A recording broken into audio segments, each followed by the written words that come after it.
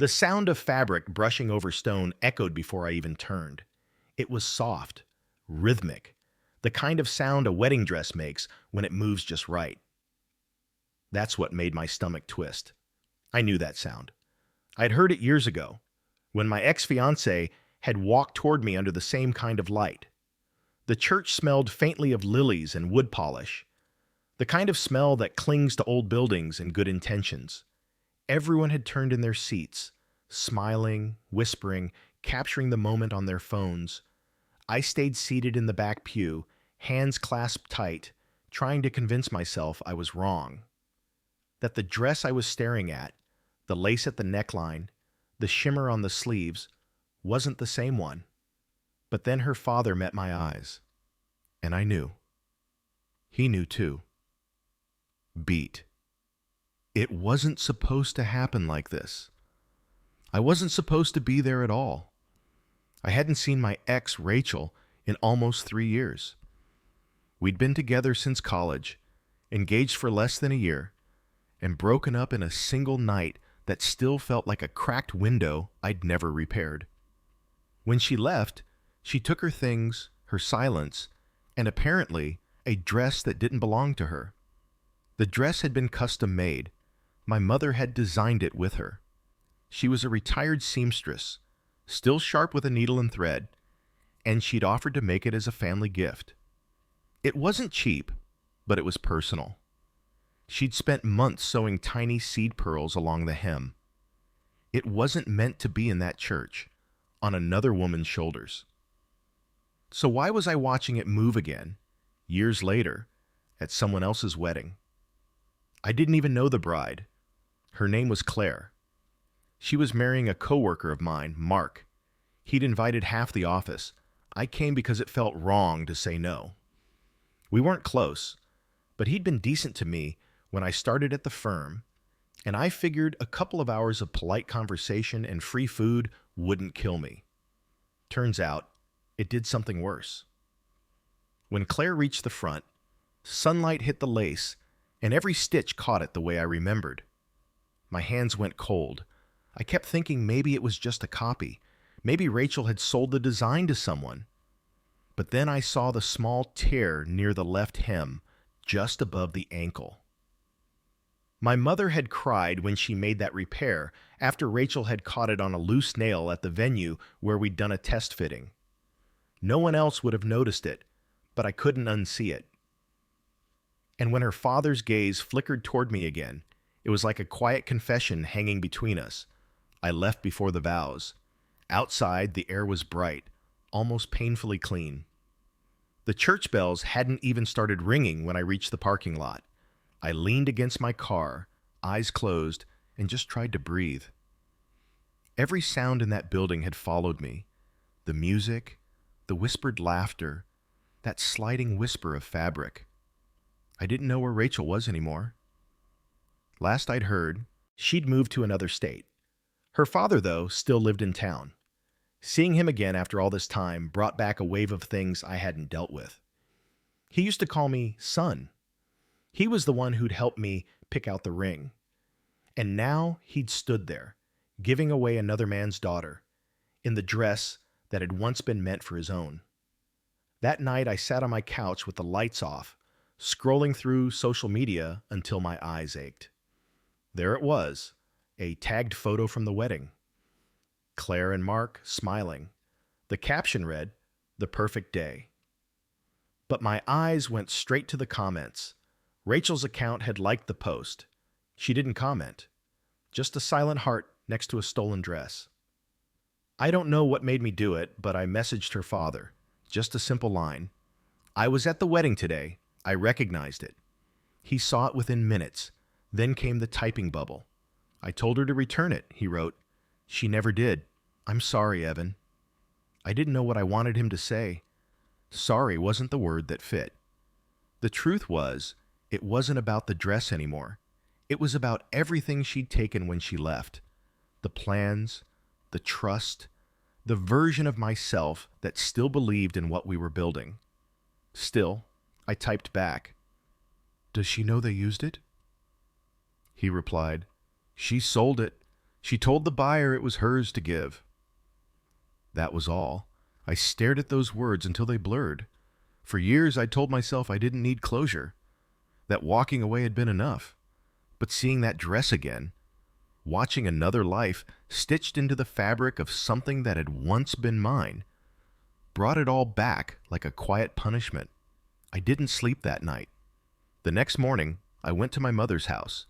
She was out in the garden, hands deep in soil, humming something old. I waited until she finished with the planter before I said anything. "Mom," I started, "you remember the dress you made for Rachel?" She brushed her palms on her jeans and nodded. "Of course. Why?" "I saw it yesterday," I said, "at Mark's wedding." She blinked, not understanding. "The one from work? His bride wore it?" "Yeah." The silence that followed was heavier than I expected. My mother's face didn't change much, but her eyes dimmed in that way that only happens when someone feels an old hurt reopen. "I thought she returned it," she said finally. "She didn't."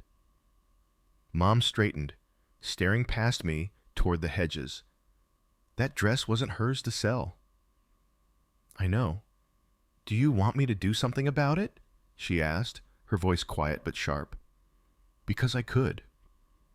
I almost laughed. My mother's version of doing something usually meant showing up with receipts and the moral authority of a woman who'd raised 3 kids on her own. "No," I said. "It's done. It's just strange, that's all." But it didn't feel done. Over the next few days, the image of that dress haunted me. I'd see white lace patterns in passing, in store windows or advertisements, and each time I'd feel that same knot in my chest tighten. Then, out of nowhere, I got a message from Mark. "Hey man, weird question. Did you used to be engaged to someone named Rachel Moore?" My stomach dropped. "Yeah," I wrote back. "Why?" He replied almost immediately. "Claire said her dad mentioned something about a dress. I think he realized it was complicated. Wanted to make sure it wasn't an issue." I stared at the screen. Complicated. That was one word for it. I typed slowly. "It's not your fault. You didn't know."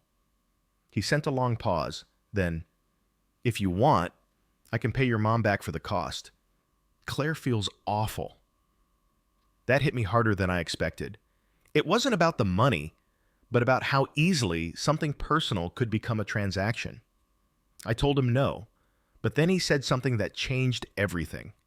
She said Rachel reached out last month. Apparently, she offered to help pick the design. I felt my jaw tighten.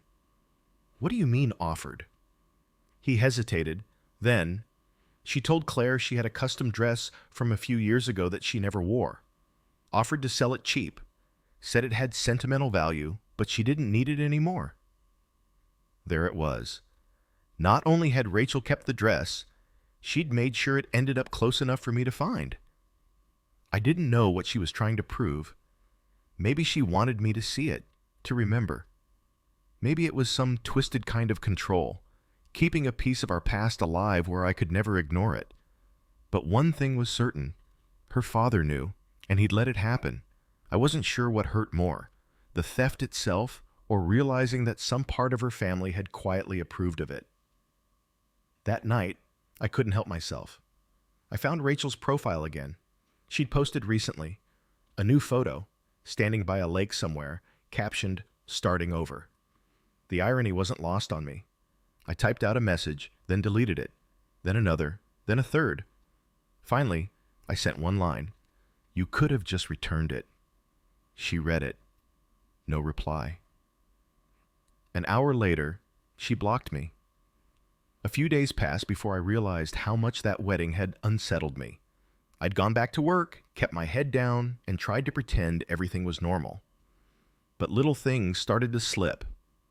I'd forget meetings, leave my lunch in the car, lose focus mid-call. It wasn't about Rachel anymore. Not exactly. It was about what that moment had opened up. The realization that people could move on while leaving their messes in your lap to clean up years later. Mark stopped by my desk on Thursday morning. He looked uncomfortable, the way someone does when they've been told to say sorry for something they didn't do. He rubbed his palms together and said, "Hey, about the other day, Claire feels really bad. She said she wants to return the dress if that makes things right." I didn't even look up from my screen at first.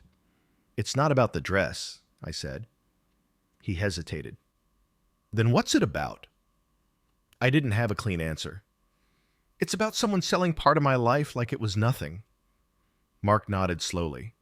"Yeah," he said, "I get that." But I knew he didn't, not really. That night, I went through an old box in my closet, the one I'd shoved to the back and promised myself I'd never open again. Inside were a few things from the engagement: a set of photos, a dried bouquet, a receipt from the tailor. At the bottom was the small sketch my mom had drawn before sewing the dress. Her pencil marks were still faintly visible where she'd planned the lace patterns. Looking at it again made my chest feel tight. It wasn't just fabric and thread. It was the memory of my mom sitting at her sewing table late at night, humming old songs while she worked. It was her trying to give me something meaningful for a future that never happened. I folded the sketch and slid it into my wallet. I didn't know why, but it felt right, like a small piece of truth I could carry with me. 2 days later, a letter arrived at my door. No return address. The handwriting was familiar. I opened it at the kitchen table, the paper trembling between my fingers. "Evan," it started, "I didn't think you'd see it. I didn't think you'd even still live there. But I guess I was wrong about a lot of things." It was from Rachel. She went on, "I sold the dress because I needed the money, not because I wanted to hurt you. I thought it was mine to give. It was given to me, wasn't it? Your mother never asked for it back. I know how it looks, but at the time I wasn't thinking about you. I just wanted to get out of debt. That's the truth." I read the letter 3 times. Each time, I found a different shade of emotion. Defensiveness, guilt, confusion, maybe even shame. But what stuck with me most was that line. I thought it was mine to give. It made me think about ownership, how easily people attach meaning to things they didn't make. My mother's hands had made that dress. I'd paid for the materials, but Rachel had worn it once during a fitting, and somehow that had been enough for her to believe it belonged to her forever. I showed the letter to my mom that weekend. She sat at the table, glasses perched on her nose, reading every word in silence.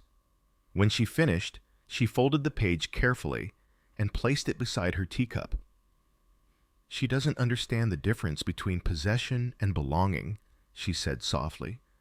"People like that rarely do." I watched her pour another cup of tea, her hand steady. "Do you want it back?" I asked. She shook her head. "No, I want peace, but you don't seem to have that yet." She was right. I didn't. The following Monday, I called Rachel's father. He answered on the 3rd ring. "Evan," he said, cautious.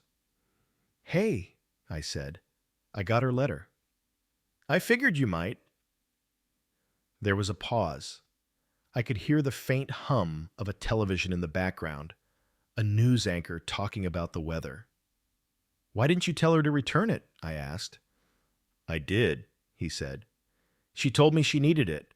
I tried to reason with her, but she shut me out. Said it was just a dress." "Just a dress," I repeated. "I'm sorry, son, I really am. I didn't want you to see it again. I thought maybe it was long gone by now." I wanted to be angry at him, but there was something in his voice, something old and tired, that stopped me. "Was she okay?" I asked finally. He sighed. "She wasn't. Not then. She made some bad choices after you two split. Lost her job, fell in with the wrong people. She's trying to fix things now, I think, but she still can't face what she's done." We stayed on the phone longer than I expected. He told me about how he still had a box of our engagement photos, ones Rachel had never picked up. He said he didn't know what to do with them. "Keep them," I told him. "I don't need reminders." But that wasn't true. After we hung up, I drove out to the lake near where Rachel and I used to go on weekends. It was early evening, the sky a flat gray that made the water look like glass.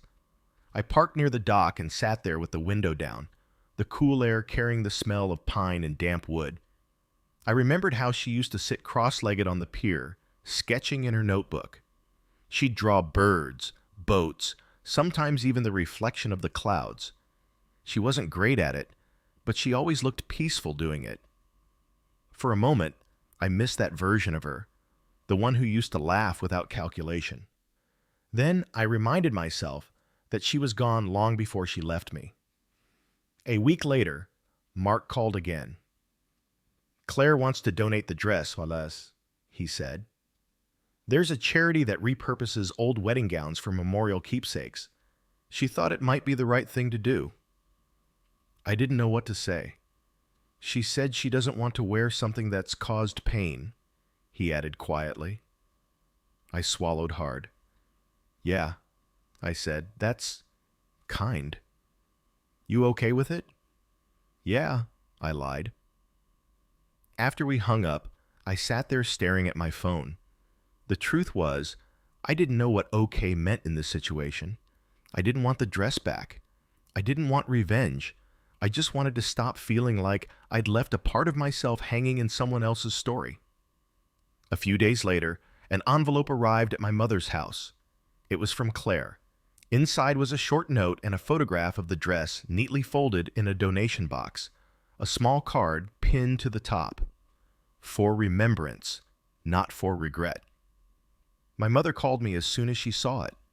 "She did a good thing," she said. "Yeah," I said, my voice low. "She did." But even then, something about it still didn't sit right. That night, as I was leaving work, I found a message waiting on my car windshield. A folded piece of paper under the wiper, no envelope, no name. Just my name written in sharp, hurried ink. Inside it said, "You shouldn't have talked to my father." I didn't have to guess who it was from. Rachel had found out, and she wasn't done with me yet. The note sat on my kitchen counter all night. Every time I walked past it, I felt that old pull between curiosity and dread. Her handwriting hadn't changed. Tight, deliberate loops that leaned forward, like she was always running out of time. The sentence was short, but it carried that tone I remembered too well. Not anger, not apology, but control. I didn't respond. I didn't even know how. What was there to say? That I wasn't trying to hurt her? That I just wanted to understand how something so personal had ended up on someone else's back? None of it would matter. But the next morning, I found another message. This time, in my inbox. Subject line, "You shouldn't have involved him." The body of the email was one line again. "You always have to make yourself the victim, don't you?" I sat there at my desk, staring at the screen. She'd found a way back into my life with nothing but a few words, and suddenly, all that distance I'd built over the years didn't feel real anymore. I didn't reply to that either. I archived it, closed my laptop, and tried to focus on work. But my mind wouldn't stay still. Every click of the mouse, every hum of the printer seemed to drag me back to those last months before our breakup. The shouting matches, the constant second-guessing, the way she'd turn every conversation into proof that I was the problem. That was the thing about Rachel. She was magnetic, but never safe. You'd find yourself bending just to stay close, and by the time you realized how much you'd given up, she'd already rewritten the story to make it look like your idea. Around noon, I stepped outside for some air. The city felt louder than usual. Cars, construction, a busker singing off-key near the corner. It should have been enough to drown out the noise in my head, but it wasn't. I pulled out my phone and called her father again. He picked up on the second ring. "She sent me a note," I said. He sighed, like he'd been expecting the call. "I was afraid of that." "She's angry." "She's always angry when she feels seen," he said quietly. Don't feed it, Evan. You'll only make it worse. I didn't mean to involve you. I know, he said, but you did. And now she's blaming you for what she did to herself. There was a pause before he added, She's been staying nearby, you know, a town over. I didn't tell you because I thought it wouldn't matter, but maybe it does now. I felt my stomach drop. She's back? While, yes, I think she came for the wedding. Maybe to see the dress one last time. Maybe to make sure you saw it too. The thought chilled me more than I wanted to admit. You think she planned that? I think Rachel doesn't believe in coincidence. That night, I couldn't sleep. I kept seeing her in my mind, sitting somewhere close, watching the same church doors, waiting for the reaction. The next day, I noticed a car parked across from my apartment building. An old gray sedan with tinted windows. It wasn't unusual. Plenty of cars lined the street, but it was the same one I'd seen near my office that morning. I told myself I was imagining it. Still, when I left for work the next morning and it was parked in the same spot, something in me twisted tight. By the third day, I wrote down the license plate. I didn't do anything with it, just wrote it down. That's when I knew this had stopped being about a dress. That evening, my mom called. I ran into someone today, she said. My chest went tight. Who? Rachel, at the grocery store. She came up to me. What did she say? She thanked me, said she wanted to apologize for everything, for the dress, for the way things ended. She asked if I still sew. I gripped the phone tighter. What did you tell her? That I do, and that I don't take commissions from ghosts. I could almost hear my mother's steady calm on the other end, but I also knew Rachel. If she'd approached her, it wasn't about closure. It was about control. What did she look like, Sus? I asked. Thinner, tired, but still pretending she's fine. She had that same smile, polite, hollow. I didn't let her linger. After we hung up, I sat in the dark for a long time. The streetlight outside flickered against the blinds, and the gray car was still there. I couldn't tell if I was overreacting or finally seeing things clearly. The following weekend, I drove out to her father's house. It was just past noon, sunlight spilling through the oaks in the front yard. His house looked smaller than I remembered. Paint peeling, lawn patchy, the quiet of a place that hadn't hosted laughter in a long time. He met me on the porch with a tired nod. You look like you haven't slept. I haven't. He motioned for me to sit. We stayed quiet for a while, listening to cicadas buzz in the distance. Evan, he said finally, you don't owe her anything. Not your attention, not your reaction, not even your anger. I know, but it's like she won't let it end. She doesn't know how to end things. For her, endings are just pauses until someone looks back. I looked out toward the street. She's nearby, isn't she? He didn't answer right away. Then he said, she's been renting a place on Brookside Lane, the small one near the park. My hands clenched. That was less than 15 minutes from my apartment. Don't go there, he said quickly, as if reading my thoughts. You'll only give her what she wants. I'm not going there, I lied. On my way home, I drove past Brookside Lane anyway. The houses there were quiet, shaded by tall sycamores. About halfway down, I saw her.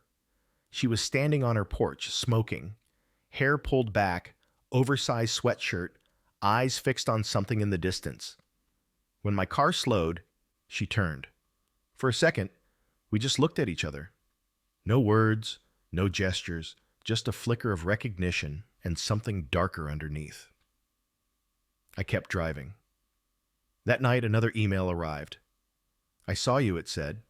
You shouldn't have come here. I didn't reply, but she didn't stop.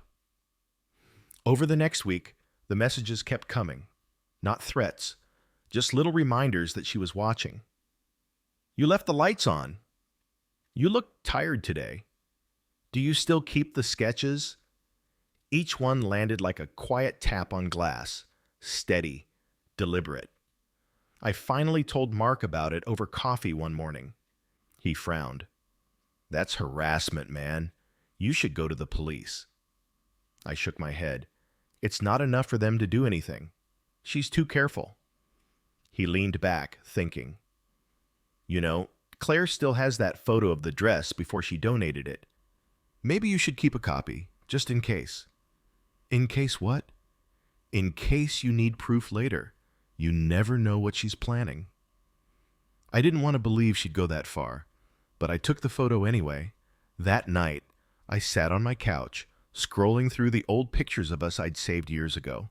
Her at the pier, her in my mother's kitchen, the dress before it was ever worn.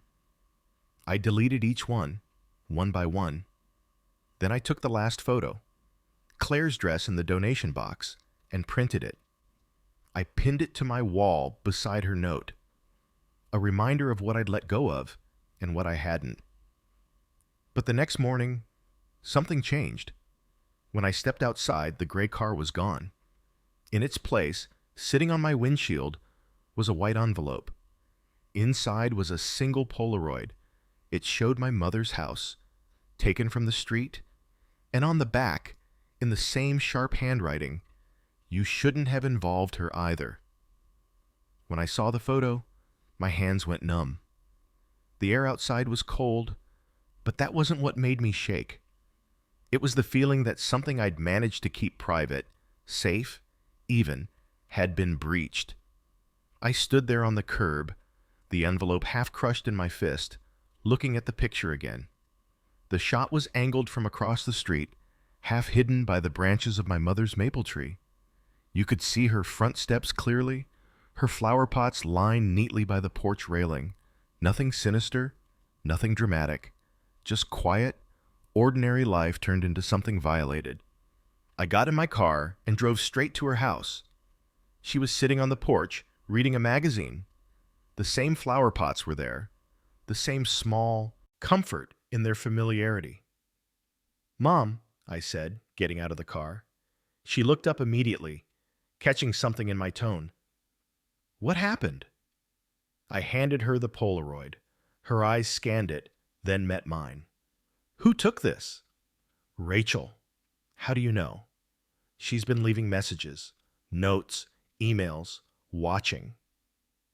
My mother exhaled through her nose, a sound more tired than afraid. "She's unraveling," she said.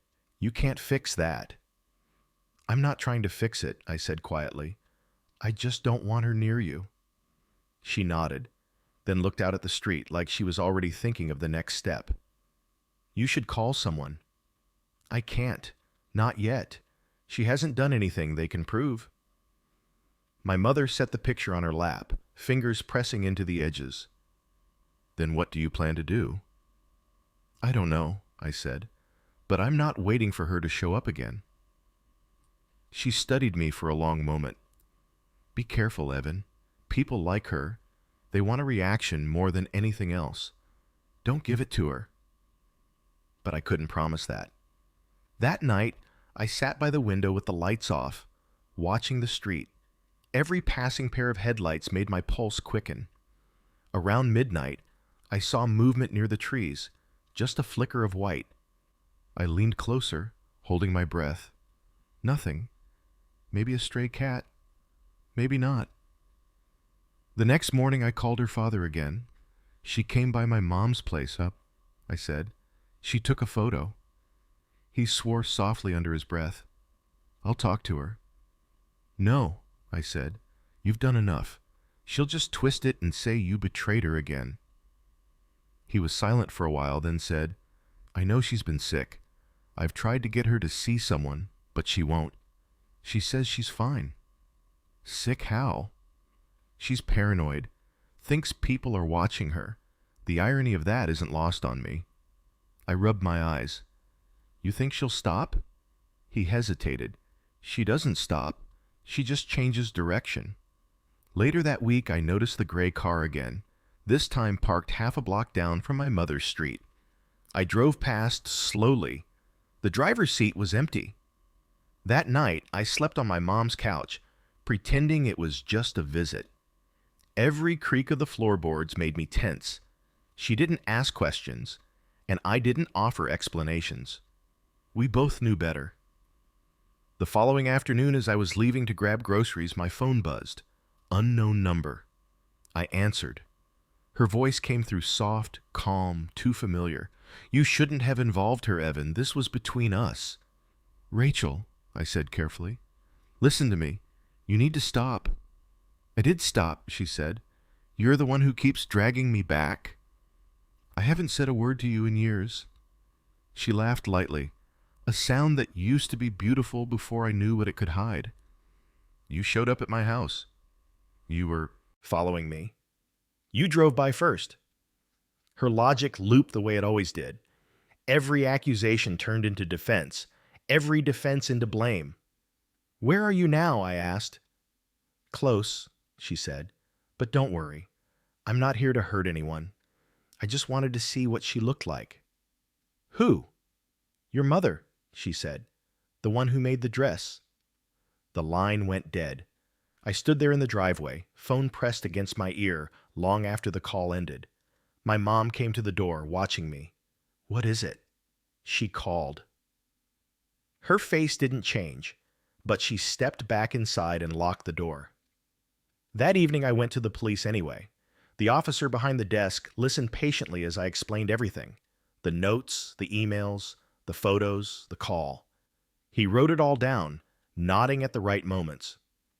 Do you have proof these messages came from her? He asked. Yes, I said, showing him the emails.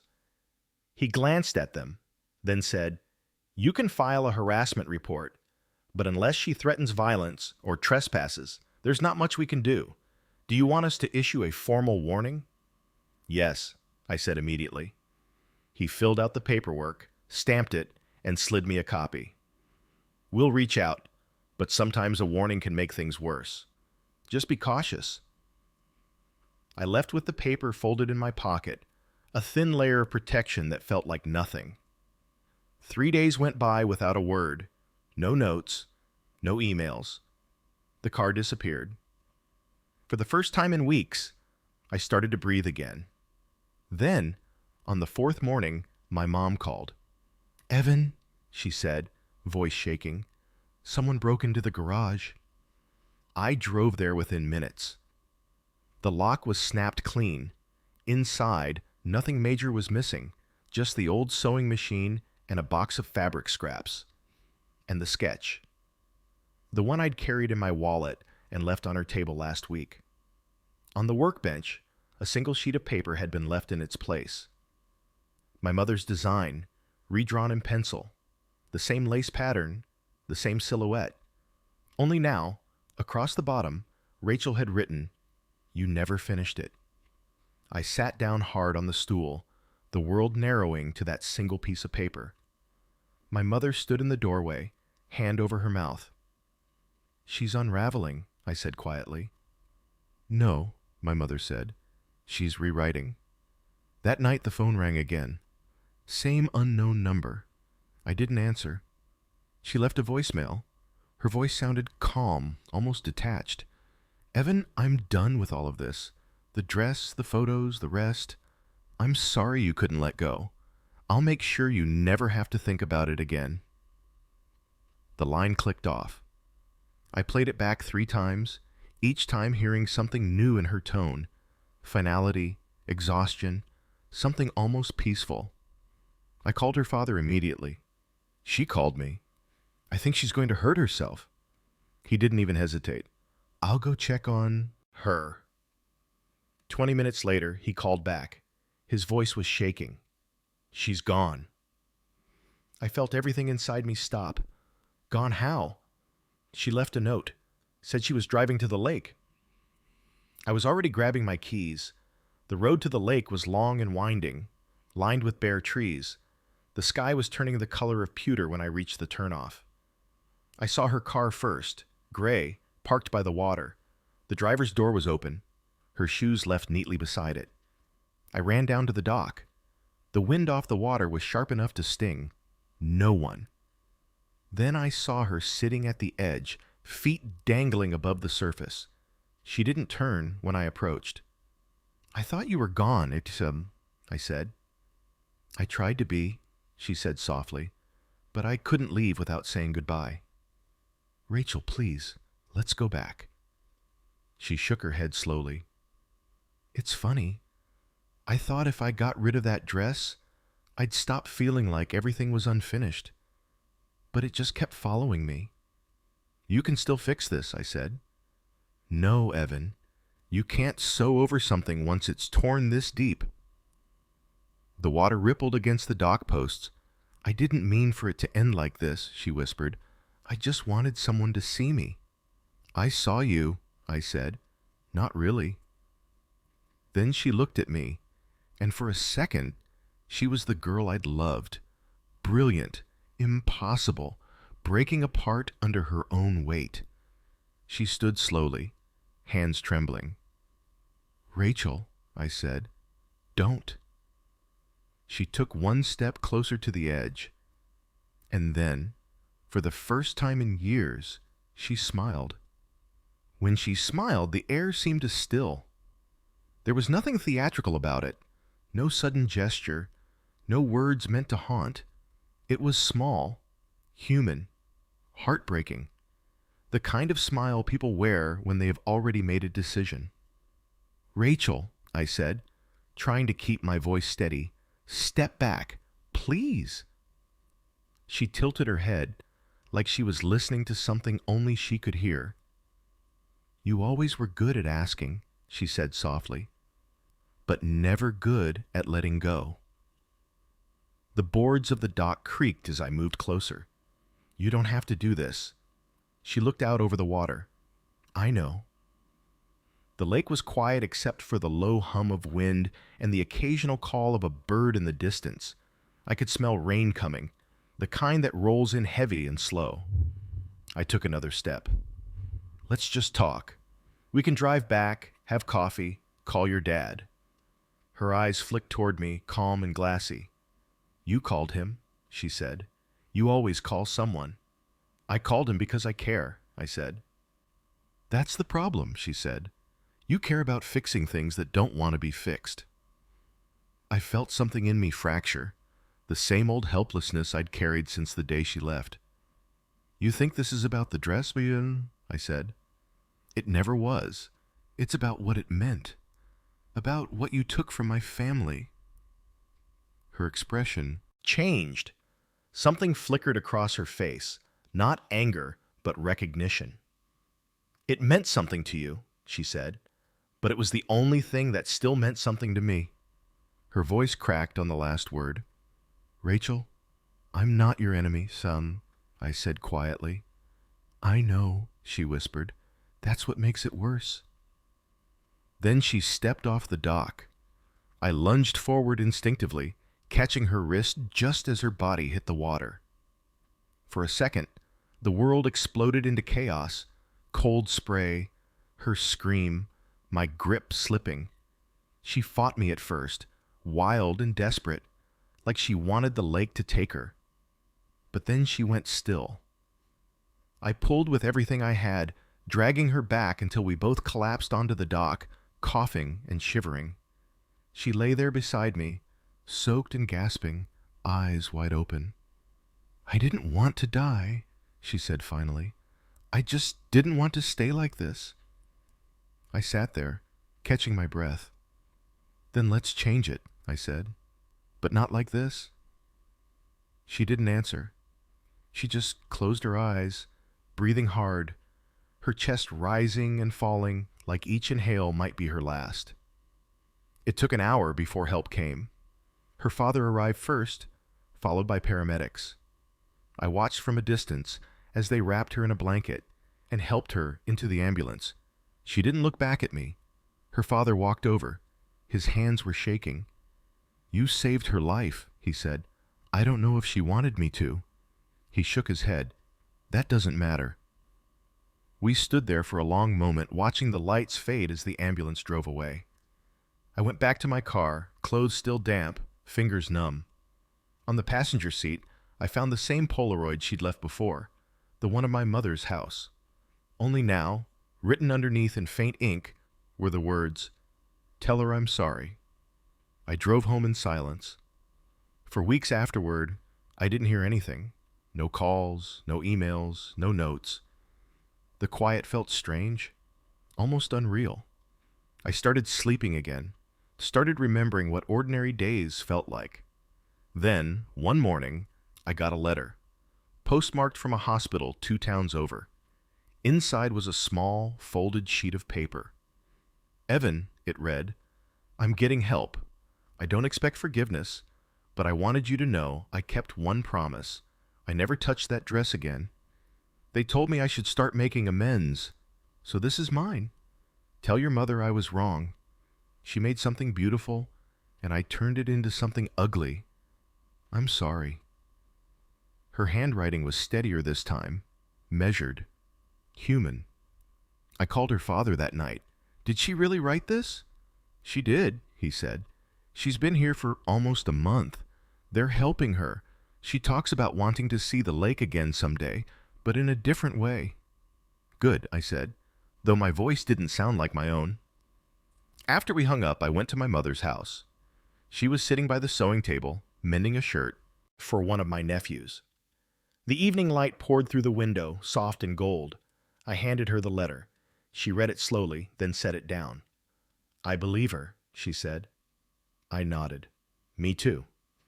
She folded the fabric on her lap, smoothed it flat. "Do you want to keep the sketch?" she asked. I thought for a moment, then shook my head. "No, I think it's time we let it go." She smiled gently, slid the drawing into a small wooden box, and closed it. That night I drove to the same lake.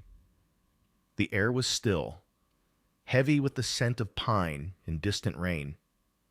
The dock creaked under my steps as I walked to the edge. The water was calm, the surface reflecting the dim glow of the moon. I took the last Polaroid from my pocket, the one Rachel had left behind. I looked at it one final time, then let it fall. The wind caught it before it hit the water, and for a moment it hung there, weightless, before sinking out of sight. I stayed there a while, listening to the quiet, feeling the space she'd left behind settle into something almost peaceful. For the first time in years, I didn't feel angry, just tired. But in that tiredness, there was relief. The dress was gone, the story was finished, and somehow, so was I. If this story moved you, subscribe for more real-life confessions and emotional journeys like this one.